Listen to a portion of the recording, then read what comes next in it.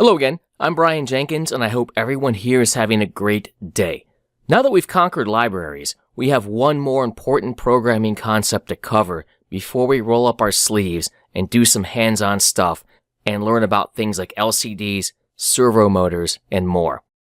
We need to talk about interrupts. Now, I'm not talking about being rude during a conversation, as we'll see. An interrupt is a communication process in a microcontroller where an internal or external device requests the microcontroller to stop processing and attend to the request. This can happen at any time, and it happens because some tasks take priority over others. To illustrate, pretend you're boiling a pot of water in the kitchen. By staring at it, you think that maybe it'll boil faster, so you sit and watch while it reaches the boiling point. But then your phone rings, and it's important, so you stop and answer it. Your cousin tells you the Amazon guy accidentally delivered your new big screen TV to his place. When you're done uttering 4-letter words, you tell him you'll pick it up tomorrow. Then you go back to watching the water. It's kind of like that. Up until now, we've been writing code that executes one line at a time sequentially, like this. And this step-by-step approach has served us well for the simple sketches we've written so far. The problem is, though, that for some applications, doing things this way can be inefficient and even downright dangerous. This is because, as we mentioned, some tasks have a high priority while others have a lower priority. Let's talk about a more practical example to illustrate this concept. Say you've spent weeks toiling on a really awesome Arduino-based home automation system. I mean, this thing does everything. It keeps the temperature exactly where you want it. It automatically opens and closes the blinds. It adjusts the lighting for you, and more. And you were even smart enough to include a security system and fire detection capability. So, one day you're sitting down working on your next great Arduino-powered creation when the fire alarm goes off. Now, obviously, you wouldn't say to yourself something like, "Geez, I'm kind of busy right now. I'll get to this in about 10 minutes when I finish what I'm doing." No. You'd immediately stop whatever you're doing and try to put out the fire or call the fire department. And of course, you'd want the alarm to sound as soon as the sensors detected even the smallest flame or bit of smoke. This is obviously a very high priority. But here's the problem with programming your home automation system the way we've been programming our other sketches. When the sensors detect fire or smoke, the program could be at any point in the code. In other words, our system may be checking or adjusting the thermostat temperature. Or maybe it's checking to see if it's dark yet so it can close the blinds. Or maybe that coffee maker you wired into the system is brewing a fresh cup right now for you. So, let's say it takes 10 seconds to check and adjust the temperature. And it takes 5 seconds to check if it's dark. And if it is, we need another 30 seconds to slowly close the blinds so they don't break. Then our perfect cup of coffee takes 10 minutes to brew. And our other functions also take time to execute. Now, you get the idea. Who knows when it will get to the line of code that checks the fire sensors? It may be right away, or it could be several minutes depending on how complex your home automation system is, where it is in the program, and what the program is doing. This is obviously a problem and a safety hazard if a fire starts or someone is breaking in. So what can we do to deal with it? Well, maybe we can have it check the fire sensors more often, like every third line of code or something.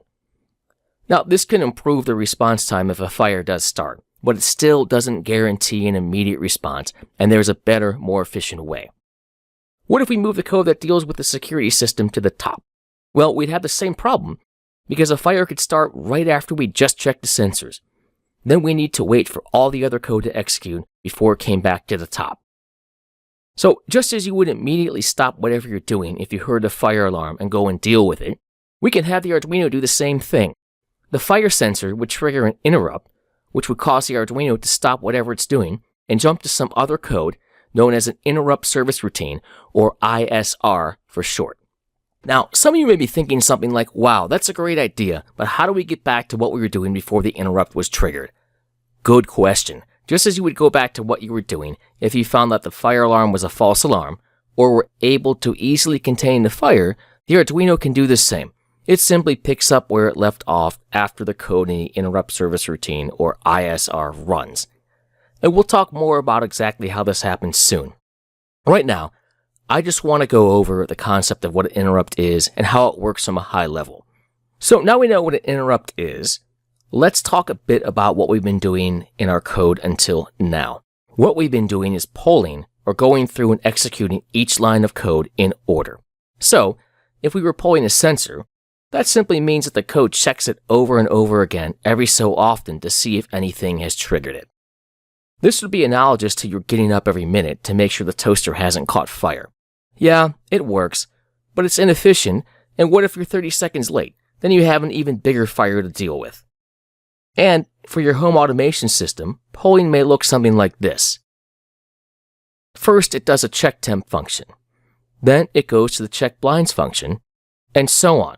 Then the whole thing repeats over and over again. The actual code in these various functions may have lines that resemble this code snippet. Though code like this would work and compile, there's a few issues with it. We've already mentioned safety and efficiency, but what about situations where safety isn't an issue and our sketch is short, so we don't really need to worry about efficiency too much? Well, if the button press was really quick, like before the Arduino had a chance to get to this section of code, or right after it finished this section of code, the button press could come and go before the Arduino even had a chance to realize it was pressed at all. Now, our lives may not be at stake here, but our project may not behave as expected all the time either. Okay, so now we know that polling and sequential program execution can work fine in some instances, but sometimes using interrupts is the way to go. Let's quickly talk about the two main types of interrupts. There are internal interrupts and external interrupts. Internal interrupts are triggered inside the microcontroller and are caused by things like timers and counters inside the chip itself. So when a timer in there hits 0, that may trigger an internal interrupt so some other high priority event can take place before whatever line of code that would come next is executed. External interrupts are triggered by things like button presses and can also be triggered by sound, light, and more depending on the sensor and the situation. These types of devices are often connected to pins 2 or 3 on the Uno. But note that all pins are interrupt capable, but it's just easier to use pins 2 and 3 for reasons we'll discuss later. Alright, so now we have a solid introduction to interrupts. Before we wrap up, let's do a quick review. There are two main ways to write code. We can use polling and or interrupts. Interrupts stop the micro from doing what it's doing to attend to a higher priority task. Polling really just means executing code line by line in the order it was written. When dealing with sensors, polling refers to checking a sensor every so often, over and over again, at a repeated interval, to see if it was triggered.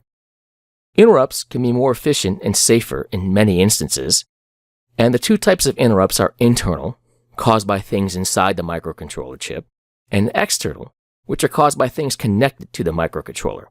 Okay, so that about wraps things up for this lesson. In the next lesson, we'll go into more detail on interrupts and using them. See you there.